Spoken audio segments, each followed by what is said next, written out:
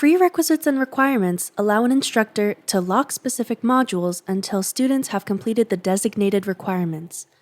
This is a great way to increase student engagement for a course without much extra work.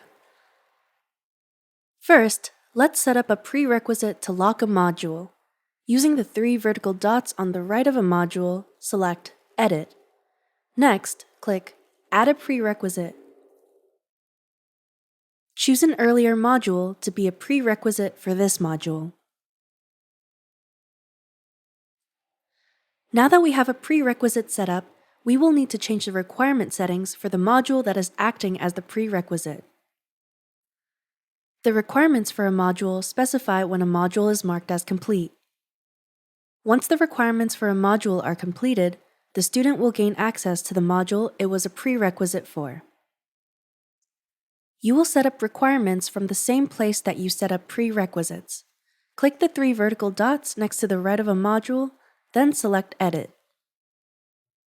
Next, click Add a Requirement.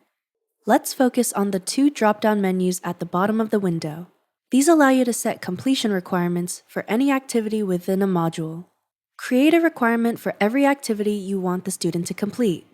Once you have all the requirements set up, you can choose whether a student needs to complete all or just one of the requirements to mark the module as complete.